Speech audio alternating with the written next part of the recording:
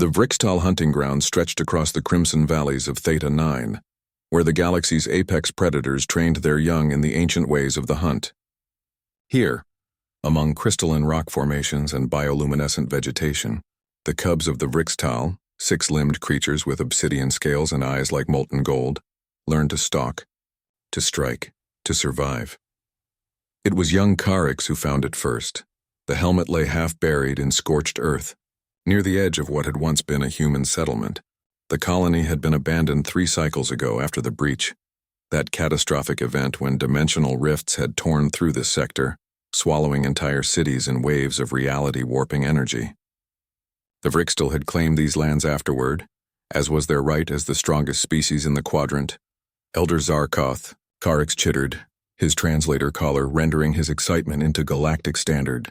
"Look what I've found." The helmet was unremarkable by galactic standards, standard-issue human military gear, scuffed and dented. But what caught the cub's attention was the faded name stenciled on the side. Sergeant K. Mitchell. Elder Zarkoth approached, his battle-scarred hide gleaming in the dual sunlight. He examined the artifact with the wariness of one who had faced humans in combat before the breach. "Leave it, youngling. Human refuse holds no value, but cubs, regardless of species, rarely listened to such warnings."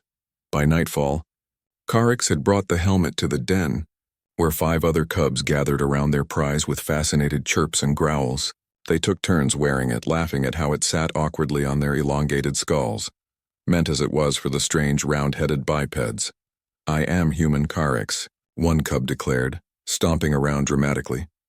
"Fear my weak hide and my need for tools." The others chittered with amusement. Humans were known throughout the galaxy as the soft skins. Clever, yes, but physically inferior. No natural weapons, no armor plating, no venom sacs.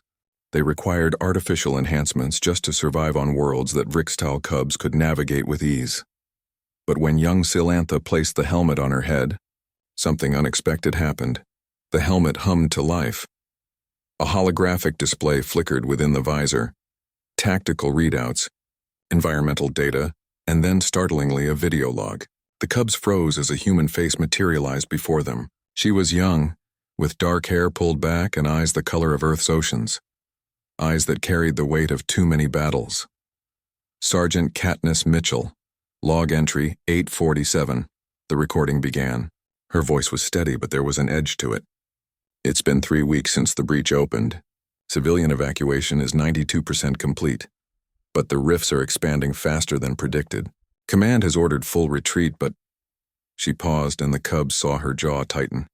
"There are still children in Sector 7. 53 of them trapped in the underground shelter. The rifts have cut off all access routes. Command says they're acceptable losses." Her eyes hardened. "I don't accept those terms." The recording shifted, showing helmet cam footage of Katniss running through collapsing corridors, reality itself seeming to tear at the edges of the frame. Dimensional energy crackled around her, and the cubs could see her biosigns flashing red warnings. Radiation levels critical. Neural strain exceeding safety limits, armor integrity failing. "Why doesn't she remove the helmet?" Carix whispered. "The radiation, it's killing her." Elder Zarkoth, who had been drawn by the commotion, watched silently as the recording continued. Katniss reached the shelter, but the door was sealed behind a wall of dimensional distortion. The cubs watched in amazement as she interfaced her helmet directly with the door's systems, using her own neural patterns as a conduit to bridge the gap that the distortion had created. "The helmet is hardwired to her nervous system," Zarkoth said quietly. "Removing it would sever the connection and kill her instantly." The footage showed the door opening. 53 children, human, Telkari, Vrixtal, and other species, streamed out. In the chaos of the evacuation, Katniss coordinated their escape, her helmet serving as a communications hub, linking rescue teams, calculating safe routes through the collapsing dimensional spaces. "Sergeant Mitchell," a voice crackled over her comm, "your vitals are critical. You need immediate medical—" "After the kids are out," she interrupted. "Not before." The final log entry showed Katniss standing at the evacuation zone, watching the last transport lift off. Her hand trembled as she raised it in salute. The cubs could see the data scrolling across her visor. Neural degradation at 78%. Multiple organ failures, estimated time until complete system shutdown, 4 minutes. "Mitchell, Get on that transport, someone shouted. She shook her head. The helmet's fused to my cerebral cortex. Removing it kills me. Keeping it on with this much radiation exposure. She smiled, and it was terrible and beautiful. Either way, I'm gone. But this way, I get to see them leave first. The recording ended with Katniss sitting down against a wall, her helmet systems slowly powering down, broadcasting her bio signs until the very last moment, ensuring that her final act would be recorded, that the galaxy would know what she had chosen. The den was silent. Elder Zarkoth carefully took the helmet from Silantha's trembling claws. He looked at each cub in turn, his golden eyes reflecting something the young ones had never seen before. Not fear, but respect. This, he said, holding up the helmet, is why humans are dangerous. Not because they are strong, they are not. Not because they are warriors, though they can be. They are dangerous because when they decide something matters, when they choose to protect something, they do not calculate odds. They do not measure strength against strength. He placed the helmet on a stone pedestal in the center of the den. They simply refused to yield. Carix approached the helmet slowly, no longer seeing it as a trophy or a toy. The female in the recording, she saved Vrixtal cubs too. Our people. She saved children, Zarkoth corrected. She did not see species.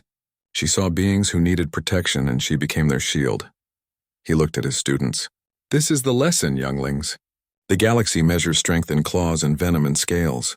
But humans measure strength in the choice to stand when standing means falling, to protect when protection costs everything. From that day forward, the helmet of Sergeant Katniss Mitchell remained in the Vrixtal den, not as a trophy of a defeated enemy, but as a monument to a warrior who had redefined what strength meant. Young Vrixtal who came of age were brought before it, to hear the story of the soft skin who had been harder than any armor, who had chosen to burn so that others, even those not of her species, might live. And sometimes, in the quiet of the crimson dusk, Elder Zarkoth would stand before the helmet and offer the human salute he had seen in that final recording, a gesture of respect from one warrior to another, across the divide of species and mortality, because in the end, predator or prey, human or alien, there was one truth the galaxy could not ignore. Some warriors wore their armor on the outside, but the strongest wore it around their hearts, and nothing, not claws, not scales, not even death itself, could pierce that final defense. Day.